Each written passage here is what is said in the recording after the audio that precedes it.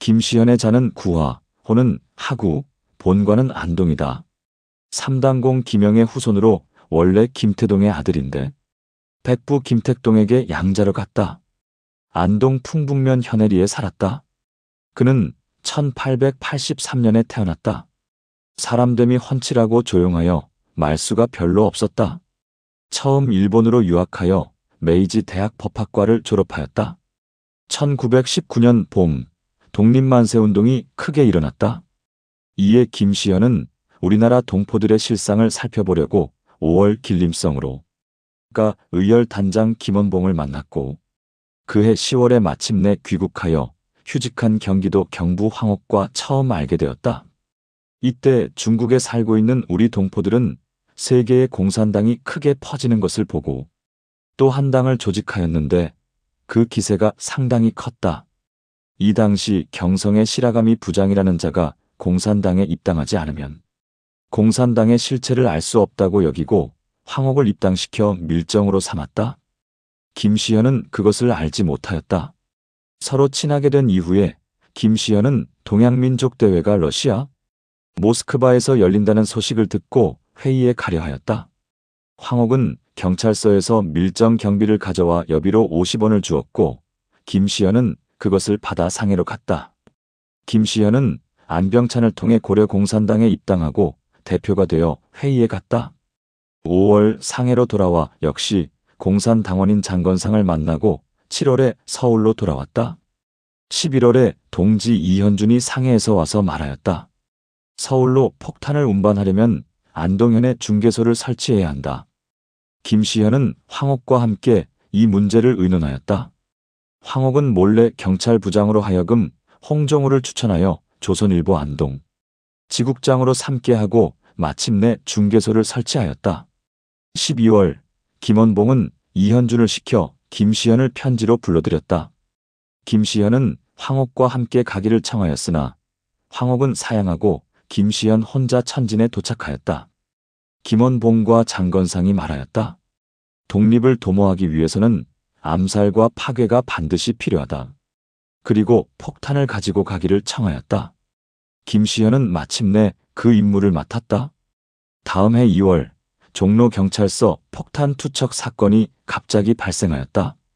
종로경찰서에서는 황옥과 일본 경부 하시모토를 중국으로 보내 범인을 수색하게 하였다. 황옥 등이 천진에 도착하자 김원봉, 장건상이 말하였다. 당신은 범인을 잡으러 온 사람이 아닌가? 종로경찰서 폭탄 투척은 맹호단 이강현과 남호 씨가 한 짓이니 당신이 잡을 수 없소. 또 말하였다.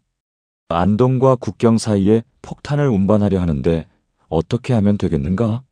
그리고 도움을 청하였다. 당시 김시현은 종로서 폭탄 투척 사건을 염탐하려고 안동현으로 갔다. 황옥은 그 소식을 듣고서 김시현에게 전보를 쳐서 오라고 하였다. 김시현은 가지 않고 황옥에게 부탁하여 폭탄을 몰래 보내게 하였다. 같은 달 금음에 김시현과 백령무는 천진으로 가 김원봉과 장건상을 만났다. 그리고 폭탄 36개와 많은 양의 선전문을 얻었다. 3월 5일 김시현은 유석현, 황옥, 백령무, 하시모토 등과 함께 안동현으로 돌아왔다. 홍정우에게 폭탄을 주면서 말하였다. 이 모과 수통을 강을 건너는 값으로 주겠소? 그리고는 밤에 황옥과 함께 기생초선을 불러 실컷 술을 마셨다. 초선은 모과 수통을 백령무에게 돌려보냈다. 나머지는 황옥에게 맡겨 서울로 가져와 조동근에게 보내 보관하였다. 황옥은 서울에 도착하여 이경희를 시켜 각 도의 도지사와 경찰부에 선전문을 보냈다.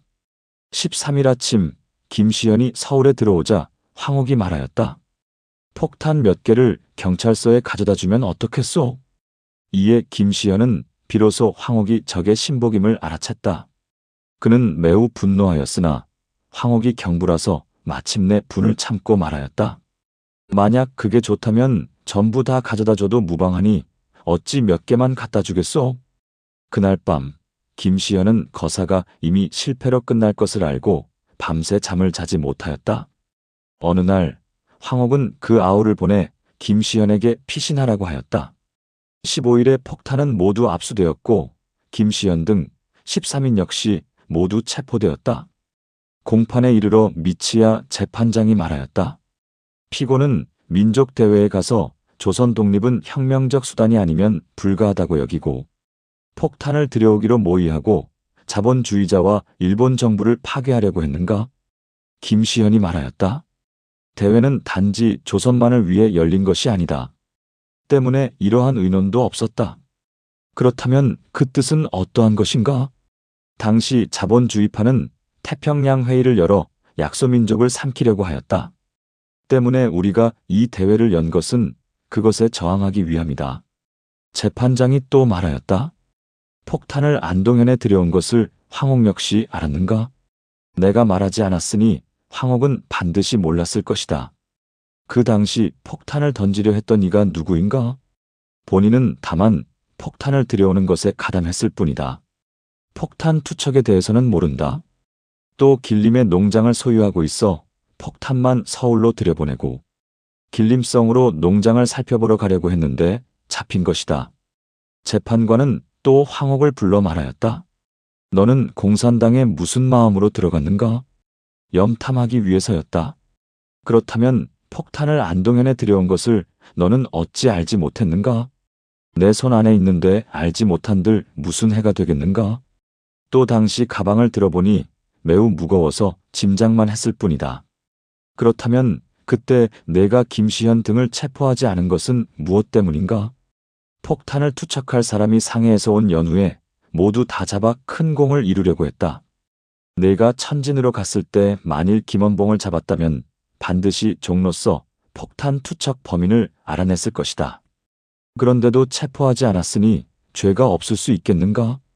그곳은 프랑스 조계이다. 프랑스가 허락하지 않으면 조사할 수 없다. 내 목숨도 생각한 것이다. 그렇다면 내가 경관으로서 폭탄을 입수했으면 기쁘게 받았어야 했는데 받지 않은 것은 어째서인가? 다른 날 일이 발각되면 김시현이 나의 행동을 의심할까 해서였다.